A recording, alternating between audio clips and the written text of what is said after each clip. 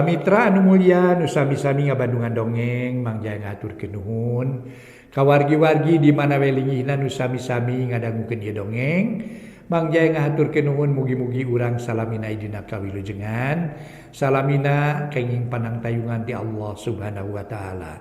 Amin ya rabbal alamin. Mangga para mitra dongeng nu judulna Ingkar karangan Koswara ayeuna nincak bagian ke-27. Hatur nuhun nu parosna subscribe-na sareng locengna, nu parosna like-na, komentarna pon kitu deui sareng sajabina. Rupi-rupi komentar ge alhamdulillah katampi para mitra, hatampi. Sakali deui hapunten kantos Mang Jaya expose upload dongeng dina dongeng anu sanes kitu nya. Kitu nu paros kalangkung nyebatkeun tiap jam 8 enjing-enjing sareng jam 8 wengi. Nu salaresna mah tiap jam 10 enjing-enjing sareng jam 8 wengi. Kitu nya para wargi, mangga sakali deui Mang Jaya neda jembar hapuntenna ti para wargi sadaya. Atuh salajengna para mitra ingkar karangan Koswara urang teraskeun Mang Jaya ngaturkeun nuhun mangga nyangakeun wilujeng ngadangukeun ingkar karangan Koswara dina bagian ke-27 wilujeng ngadangukeun.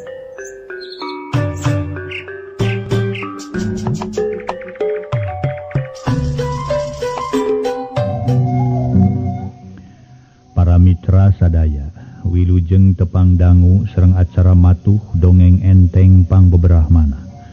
Mang Jaya sapara kanca bade neraskeun hanca dongeng nu katunda carios nyambung judulna Ingkar. Ieu dongeng karangan Koswara ayeuna nincak bagian ka-27. Para wargi anu mulia, sakumaha nu kauninga dongeng nyaeta parantos dugi kanalika mawanjang mulih ka jati mulang ka asal nu dipentaan tulung ku Bu Halimah teh janten kahayang ai paham jahma ningali hiji kajadian model kitu teh anjeunna mundur namung sigana kanggo Bu Halimah mah kalah kanegreg henteu kersaeun mundur ningali kaayaan kitu teh pikeun Bu Halimah mah teu ngarasa honcewang teu ngarasa ringrang samalah mah tekadna pikeun misahkeun antawis jangnana jeung bulan teh beuki ngagedur kitu. Kitu numutkeun carios nu parantos kalangkung. Kumaha atuh tarekah ieu Ibu Halimah dina ngoning misahkeunana jeung bulan sedengkeun nu dipentaan tulung ku manehna mamanjang parantos teu aya.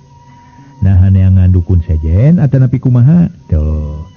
Tangtos ieu pertarosan teh ngarupikeun hiji hal anu tiasa kajawab sabada dongeng tamat kitu. Seueur anu ditaroskeun, seueur hal-hal anu memang teu acan kabongkar rusiahna dina ieu dongeng. Ieu dongeng masih keneh lami carios nyambung judulna nyata Ingkar. Kitu diantawisna para wargi sadaya, mangga urang lajengkeun bae carios nyambung judulna Ingkar karangan Koswara dina bagian ka-27. Para mitra kaum dang nyarelekna waktu teu karasa beak jam ganti poe. Beak poe ganti minggu saminggu ti sabada kajadian mamanjang tilar dunya tetela jangnana tacan aya keneh bae bulang. Hal ieu ngajadikeun kamelang pohara keur paham jah jeung Bu Halimah. Jadi numutkeun itungan maranehanana geus 11 poe jangnana eueuhna teh. Ikhtiar salila saminggu kaditu kadieu paham jah jeung Bu Halimah tatanya kajal manu bisa. Tatanya kajal manusia kira bisa neguh kadukun-dukun anu lepus kajal majalma nu kaasup luhur ilmu jembar ku pangabisa kajal majalma nu geus legok tapak genteng kadek tapi tetep we jangnana tacan kapanggih laratanana duka di mana ayana duka kumaha pernasibanana.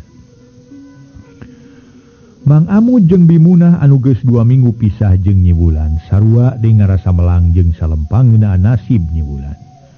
Kumaha kaayanana nah geus cager nah acan mun acan naon sababna naon halanganana mun geus cager nah naon make jeung aya can balik sagala naon halanganana pangna can aya kelembur Neng Esti nu meh unggal poe nganyang ka Mang Amud teu weleh nerangkeun kaheran jeung kahemengna lantaran jangnana oge geus 11 poe can balik-balik puguh we hal ieu teh ngajadikeun kaheran pohara keur Mang Amud jeung Bimunah kaheran sakaligus kana langsaan. nuker nalang sapi pikiran lain bae Mang Amud. Jeung bimunah katilu esti lain bae juragan Hamzah katut Bu Halimah, tapi loge Nen Kancanawati. Lantaran Nen Kancanawati tug nepi ka kiwari manehna tacan bisa nganyahoankeun. Kumaha kaayaan jangnana, kumaha kaayaan Wulan, kumaha kaayaan Sari. Leuwih-leuwih ngarasa heran keur Nen Kancanawati lantaran dadak-dadakan sakur ilmu panemu jampe pamake manehna jadi camal. Sing sakur wawesen jadi anelan taya nu bisa digunakeun, taya hartina pikeun dirina nu matak pagawean Nen Kancanawati. Unga poe unga peuting numpi di jero kamar panyepen. Geus poho we kana pancen manehna salaku saurang dukun. Najan di wangunan imah manehna masih loba keneh nu perlu diubaran, dijampe atawa dijiad tapi teu ieu diteang. Teu ieu dilengok tetep diri Nen Kancanawati. Leuwih ti heula hayang nganyahoankeun heula ngeunaan tilu jalma nu eueuhna sacara dadak-dadakan pisan. Bari matak teu kaharti ku pikir, matak teu kahontal ku akal lain bobohong. Kacaturkeun di lembur babakan silih asih, Mama Kole harita keur katatamuan ku Mang Amud jeung Bimuna. Muntang tulung ka Mama Kole hayang dipang-ikhtiarkeun ngeunaan eueuhna jangnana. Jeung Nyi Wulan lantaran ka mana deui Mang Amud jeung Bimunah teh muntang tulung minang saraya akal teh. Iwa ti ka Mama Kole kasebut nu dipikolot ku maranehanana. Jabati masih keneh katalian teh para mitra. Kudulur Mama Kole teh kapiuana Bimuna. Syukur hidup duaan ayeuna geus datang deui ka ua. Lantaran ceuk pameleng ua mamun hidup duaan telat 2 poe, kaayaan jangnana jeung Wulan moal boa ka kumaha nasibna? Saur Mama Kole ka Mang Amud jeung ka Bimuna nu dariuk manco. Payuneun Mama Kole saurang sepuh nu dipika ajerih ku maranehanan duaan. Mang Amud jeung Bimunah silih reret barang manehanana ngadenge kasauran Mama Kole harita. Geus kitu pok Mang Amud tumanya. Maksad Mama teh pun anak sareng jangnana teh nu aya dina ancaman bahaya Mama. Oh bener maranehanana ayeuna aya dina cekelan siluman jahat. Nu ngageugeuh di hiji tempat sarta eta siluman sabenerna teh jadi pamuntangan Nen Kancanawati. Dukun awewe nu ngubaran si Kawulan. Hingga tulungan atupun anak teh sareng jangnana teh ua melang sareng salempang sok sieun kumaona me abdi mah. Bimunah ngomongna jeung ramai cimata sagala. Gede kamelang kanu jadi anak jeung kapiminan-tueunana. Tenang barudak. Teu kudu geumpeur najan kumaha. Sadaya rupi angin kumaha mantena. Urang sangakeun ka zat Allah nu Maha Kawasa. Urang mah darma ikhtiar. Najan gitu muga-muga ikhtiar Mama ayeuna bisa ngadatangkeun hasil. Kalayan ada ridho di mantena. Perkara Wulan jeung Nana sigana keur saheulaanan mah aya dina kasalamatan. Ngan bahaya mun maranehanana geus aya deui dina dampaleungeun si Kancanawati alias si Tati Sukmayati teh ngaranna. Tati Sukmayati geuning mah uning ngajenengan aslina. Baheula mangsakeun ngora. Sanyana mah Tati Sukmayati teh urut kabogoh Mama tadi. Ngan lantaran kalakuan teu bener. Komo manehna masuk resep kana rupa-rupa hal nu sifatna teu parok jeung batur. Hubungan antara Mama jeung manehna pegat.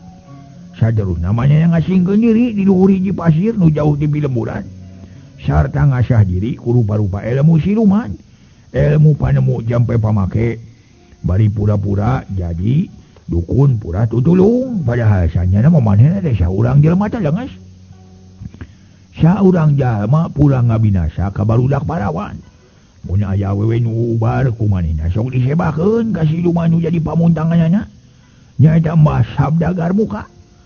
Sarta getihna ku manehna sok diala dipalar supaya manehna awet jaya jeung awet ngora. Tambah kakuatan. Hadena we gancang dipaling ku siluman nu jadi pamuntangan jangnana jeung Wulan oge. Mun teu boa kumaha nasibna. Mama Kole panjang lebar nyaritaan. Bari nyabit-nyabit perkara kaayaan Nen Kancanawati, si horeng eta teh Sukmayati ngaran. Aduh, bahaya upami kitu mah tuh wa rupina jangnana teh teu terangeun kana kaayaan Nen Kancanawati ku kitu kaayana mah saresna mah wa. Bener, tapi ulah ham-ham. Poe kamari atas nepungan mama dengan Abdullah di lemur besi. Ku anjeunna mama diberenya dibere rupa-rupa amalan keur narekahan nyalametkeun wulan. Oge jangnana jeung Nisari katut nuliana nu arayakeun di imah Kancanawati. Sahari-sari teh mama sarua nu bari dinya. Heuh kasih Kancanawati. Malah geus cager tapi bebasa dititah balik ditewak manten ku Sabda Garmuka. Oh saja bati eta perlu dikanyaokeun ku hidup. Saurang di antara pasien Kancanawati geus hasil kabur ninggalkeun padumukan Kancanawati ngaranna Neng Ita. Kalayan ayeuna Neng Ita geus ngahiji jeung indung bapana di buah dua. Ditulungan ku mama ajengan Abdullah basa Ita keur diudag ku nu ngaran Saptaseta di tahanan si Kancanawati tak kitu. Baru kumaha tuh salajengna wa? Nya kumaha perkawis pun anak teh jeung jangnana teh wa? Margi sanaos kumaha teu tenang emutan abdi teh upami can aya di dieu mah. Sareng eta dengan sari oge mugi ku ulah ditulungan hawatos. Oh, ceuk wa ge tenang, ulah geumpeur tenang.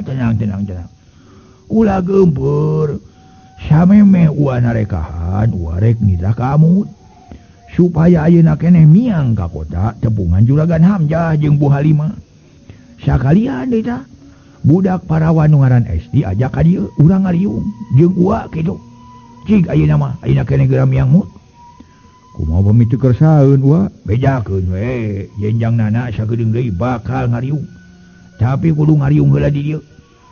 Kudu daek ngadoaan di ieu, ngadagoan di imah uwa. Daek teh daek Juragan Hamzah jeung Bu Haji kudu ka dieu jeung Ibu Halimah teh.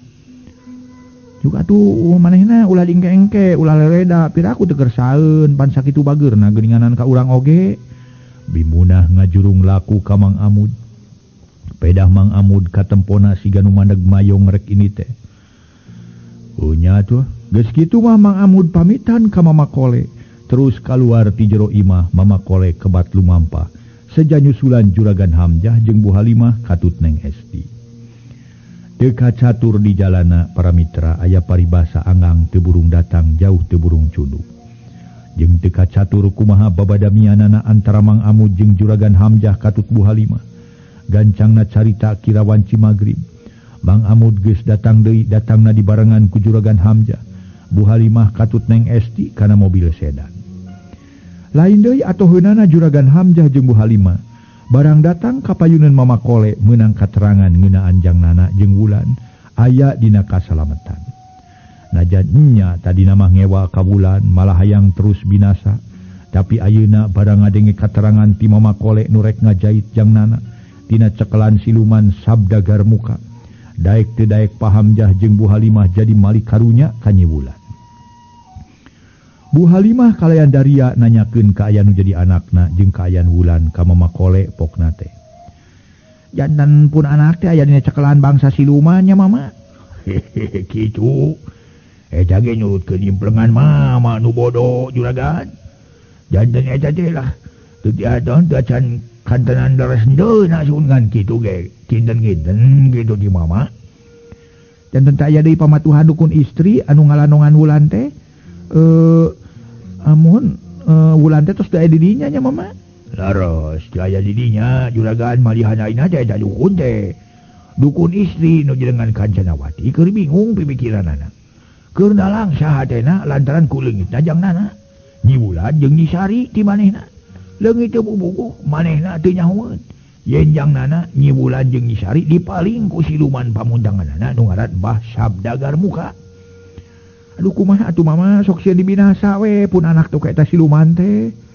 Bu Halimah ramai cimata ngarasa melang kana nasib nu jadi anakna. Ngaso heula. Ngaso.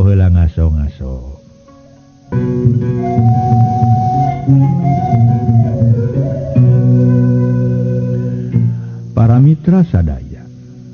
Harita Mama Kole nyarita deui. Oh, Mbah Sabda Garmuka teh lain rek binasa pangna malinjangnana ti Nen Kancanawati teh. Ngan ieu mah akal manehna supaya Nen Kancanawati bisa ngadatangkeun Nyi Ita keur wada. Keur tumal ka dirina da kitu. Dupi ka Nyi Wulan Mama. Kabeneran ka Nyi Wulan mah boh Kancanawati, boh Mbah Sabda Garmuka. Diberaanya. Dibereanya. Nganyak itu abong jelema jahat nen Kancanawati ngabogaan hiji patekalan jahat muncul nyiwulan geus cager. Mama Kole netep seukeut ka Bu Halimah. Upi maksa jahat na kumaha kitu mama? Ibu Halimah jo teg boga pirasat goreng we dirina teh. Ngingetkeun manehna salila ieu ngakalakeun terus ka nyiwulan. Oh, sanyana mah berat keur mama nerangkeun agenya. Tapi demi kehadiran sararea jeung supaya pasualan jadi beres kanyahoan ku sararea. Taya salahna mun ku mama diterangkeun. Ngan samemeh mama minta dihampura ka Juragan Hamzah sareng ka Bu Halimah. Bok bili omongan mama engke matak diraos kana mana dak kitu. Bu Halimah jeung Pak Hamzah silih teuteub sakedeung. Geus kitu Pak Hamzah ngomong kieu. Mama saya uningakeun we sajentrena ngarah teu ngajantenkeun ka banasaran nun. Si Abdi sareng pun bojo teh bakal nampi sok sanaos naon bae oge nu bade dilisankeun ku salira mama kitu. Laras mama nu penting mah asal pun anak tiasa salamet we neng Mulan tiasa salamet. Tiasa nyarios deui sapertos bihara-bihari. Tiasa ngahiji engkena rumah tangga sareng pun anak mama. Tema Bu Halimah. Bari hatena mah geus teu puguh rasa. Sok sieun Mama Kole nyahoeun kana akaayaan manehna jeung salakina. Nu geus ngajadikeun Wulan pieu teu bisa ngomong. Teu kadawas-lewas juragan. Nen Kancanawati nganitah kieu supaya Nyi Wulan di mana geus cager. Supaya malas kanyeri, malas binasa kanu geus nganiaya ka manehna dak kitu. Aduh mama sadaya-daya abdi teh nyangakeun we. Aya paripaos nyangakeun aweuh teu-teukeun ti korogorokeun. Bade dibeureum di hideung ge nyangakeun, bade kukumaha ge kumama rumaos abdi sareng pun lanceuk ageung dosa ka tuang putu semua.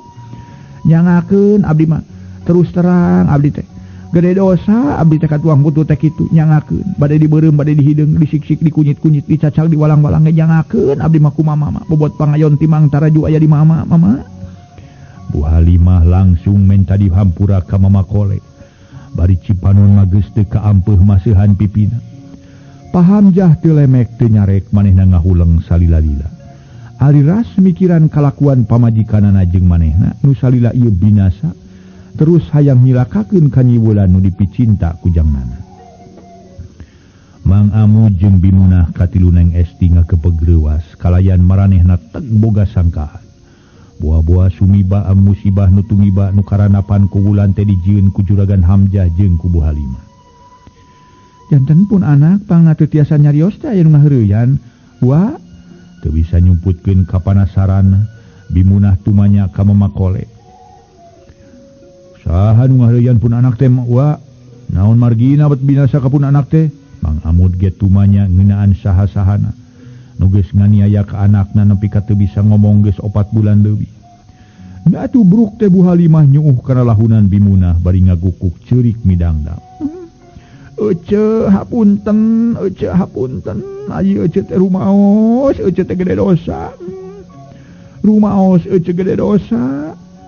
Keke agan abdi mah teu ngahartos naha kaungan kalepatan naon agan kasim abdi teh dararaosan mah juragan teh teu aya lepatna naon-naon sun. Cek Bimunah ngarasa heran para wargi najan kumaha. Manehna sama sakali teu boga sangkaan goreng ka Bu Halimah jeung ka Pak Hamzah. Ngingetkeun ayeuna apanan sakitu hade-hate sakitu bageurna ka manehna jeung ka salakina. Ece ye nu ngalantarankeun tuang putra teh teu tiasa nyarios teh ece. Aduh hapunten ayi ece hapunten. Bu Halimah najan susah rek ngedalkeun teu burung terus terang nerangkeun kaayaan dirina hianat ka Wulan. Puguh we para wargi nurutkeun hawa nafsu mah boh Mang Amud, boh Bimunah. Hayang malik teh suka ka Bu Halimah, tapi ngingetkeun di dinya aya Mama Kole anu saja memeres kaayaan. Oge ngingetkeun dina menta pangampunana siga nu dibarengan ku hate nu wening bersih. Saeutik oge Mang Amud jeung Bimunah taya ka amek taya ka keuheuh. Pamikirna sagarupa dipasrahkeun ka mantenna. Anu musik malikeun nu ngobahkeun sakumna insan di alam pawenangan ieu. Kalayan leuleuy pinuh ku kasabaran jeung katabahan pok Bimunah nyarita kieu ka Bu Halimah. Agan nu parantos we ulah jantan emutan deui urang silih hapunten we. Dan nya kitu apanan kasebat oge jalmi sawaktos-waktos sok kakeunaan ku hilap, sok kakeunaan ku lepat. Leres agan ulah diangwalit mana sim abdi mah kalihpun bojo ngahapunten. Ngahapunten pisan kada kalepatan juragan saupami tema juragan kagungan kalepatan eta oge. Ayeuna mah yu urang sasarengan munajat ka mantena supados pun anak sareng tuang putra tiasa riung mungpulung deui sareng urang ceuk Mang Amud. Sarua jeung bimunah manehna ge ngahampura pisan ka Bu Halimah jeung ka Pahamja. Ku ayana kedalisan kitu ti Mang Amud jeung bimunah. Pok di Bu Halimah jeung Pahamjah nganuhunkeun sarta saterusna. Bu Halimah pok ngomong kieu. Sanes jangji mung mugi awe aya widi ti mantena engke upami pun anak sareng si Nyai tos riung mungpulung deui sareng urang enga-enga we tikahkeun nya. Ayi leres oge ayi lah aya mud kalain ayeuna mah di dieu aya pangersa mama pun anak sareng tuang putra teh upami tos riung mungpulung mah sareng urang ulah bade diengke-engkekeun deui urang enga-enga we atuh sina ngahiji laki rabi muga-muga we ayi tiasa ngawidiankeun sagarupi waragadna mah akang nu tanggal walerna ceuk Pahamjah nyarita dari apisan. Ngaso heula para mitra ngaso heula ngaso.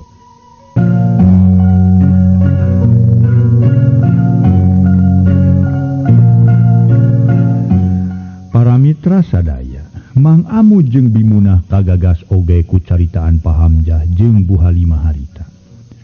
Utamina mah ka bimunah manehna nepi ka nyurucudkeun cimata sagala bakat ku kagagas. Katariku omongan Pahamjah jeung Bu Halimah nu matak bagja kana pangrasa matak sugema kana hate. Juragan pameget kali juragan istri hatur nuhun kana sagrupi kaweningan galih ti salira. Mugi-mugi wae dina waktos engke lancar taya halangan harungan naon-naon sun. Namung nya kitu ari kanggo jisim abdi mah ngiringan bae rumaos kaayaan tuna sagala-galana. Mung sanaos kumaha nu peryogi diapayunkeun mah ngalanongan pun anak supados enggal sehat deui. Pun anak tiasa nyarios sakumaha ilaharna manusa. Da asalna ge asalna sehat kedah sehat deui. Teu werat jisim abdi upami nikahkeun pun anak dina kaayaan saporos ayeuna sun. Temal bimunah papada laksana. Antara jangnana jeung Nyi Wulan kawin kudu dina kaayaan bulan geus cager tina panyakit nu ayeuna kaalamanana. Nya mugi-mugi we ayi Neng Wulan teh tiasa sae deui esa ngalna damang. Ceuk Bu Halimah dina hatena lain deui reueus jeung sugema ku ayana pibesaneun sakitu gede hate hade hate teu neundeun dendam saeutik oge. Mama Kole imut leleb ti tadina nyaksian kaayaan Mang Amud jeung bimunah oge juragan Halimah katut juragan Hamjah. Nya kitu Neng Esti ngarasa atoh ku ayana uwana jeung uwana terus terang menta pangampura ka Mang Amud jeung ka bimunah. Terus terang ngabejakeun kaayaan nu sabenerna.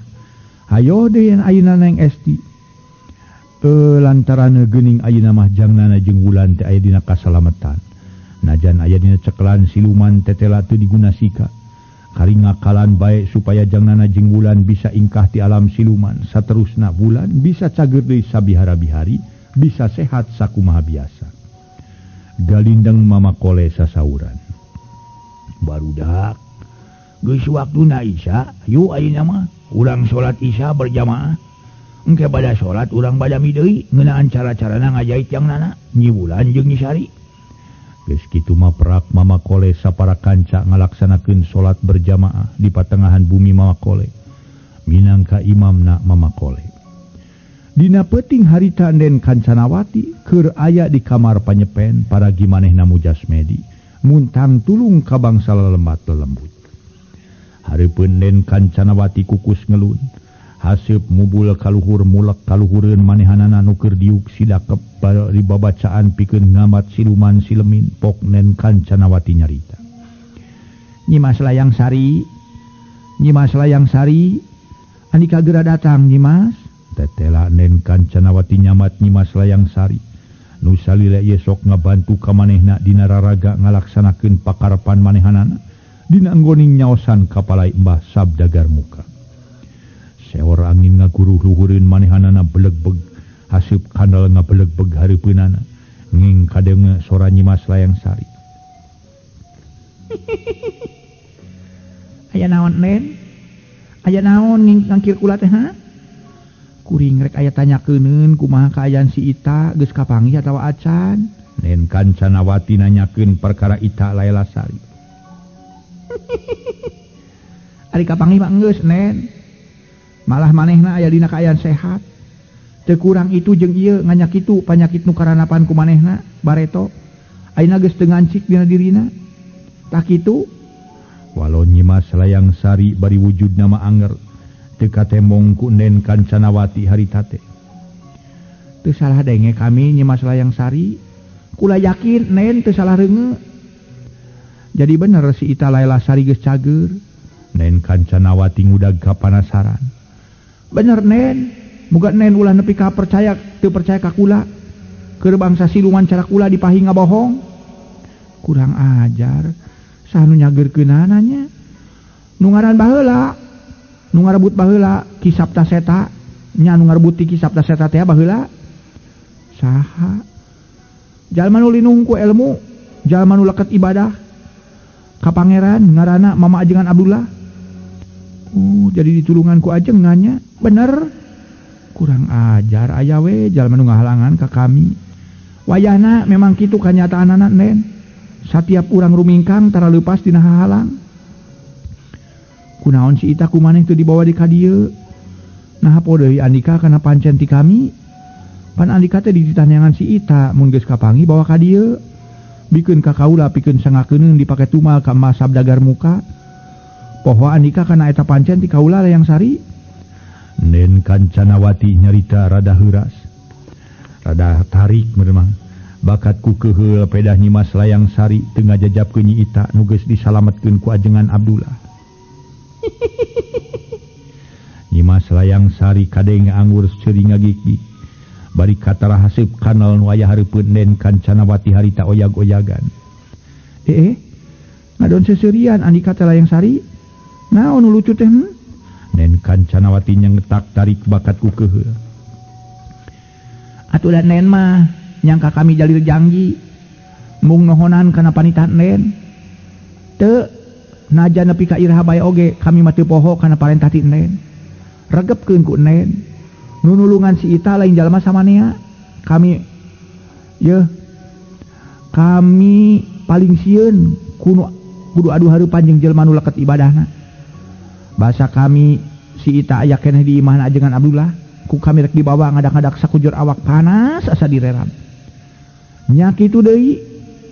Najan ayeuna geus eueuh di imah Ajengan Abdullah, kami tetep teu bisa mawa si Ita. Wayahna ti samet ayeuna ka hareup kami moal bisa nulungan deui ka Andika, Nen.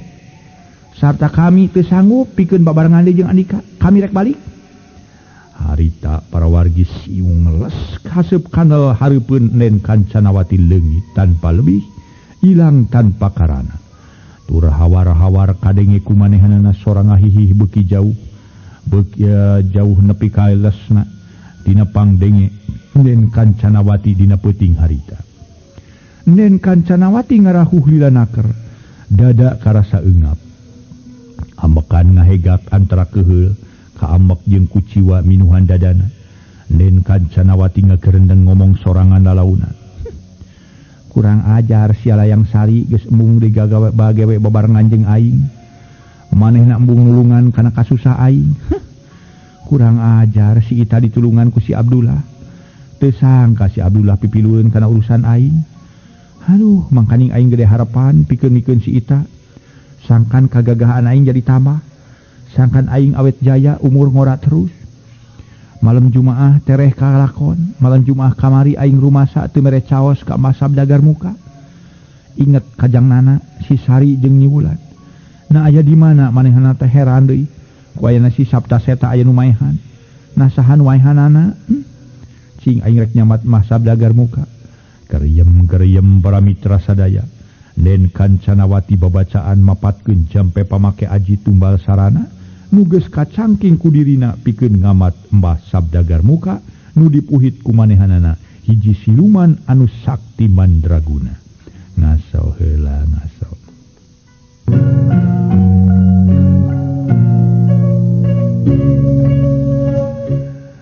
Para mitra sadaya, rengse babacaan Poknen Kancanawati ngomong kieu.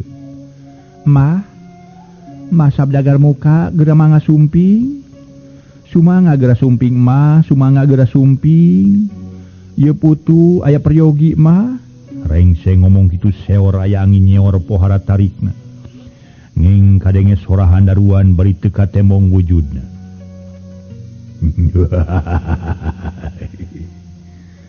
Aya naon anika ngonang kami Kancanawati.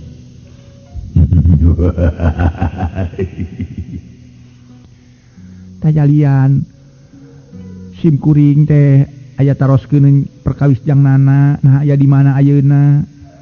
Manawi mah uninga nu. Pokna Nen Kancanawati tumanya bari panonna mah peureum. Kesang sakujur badan ngoprot nepi ka baju nu dipakena baseuh jibrug.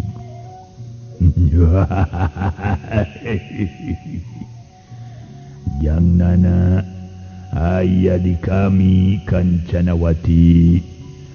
Jang nana aya di tempat kami dulu. Kutan kitu mah. Benar. Malahan lain wae jang nana. Tapi Wulan jeung Sari ge aya di kami.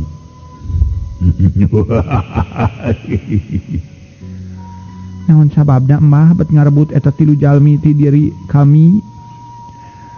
Lain deui amekna Nen Kancanawati barang ngadenge jawaban ti Mbah Sabda Garmuka. Ngeunaan eta tilu jelma teh geuning dipaling ku Mbah Sabda Garmuka nu jadi pamuntangan tulung manehna salila ieu. Kadenge Mbah Sabda Garmuka ngahahaseuri bangun anu suka bungah naker. Barang ngadenge hak caritaan Den Kancanawati anu katingali Den Kancanawati siga nu amek. Ya amek kadunungan aneh ting perwargi. Amet kadunungan para mitra aneh Den Kancanawati teh puguh atuh. Oh, bisa mangapulia mungaktosna nyakal ka Bujeng Seep kumaha nasibna Den Kancanawati. Mang Jaya sapara kancang haturkeun rebu nuhun laksa ketika bingahan. Langkung saur bahe carek dina mang dongengkeun ieu dongeng kirang nyugemakeun hapunten kasuhun. Mangga sapu nyare pegat simpai paturai patepang deui wilujeng kantun bae.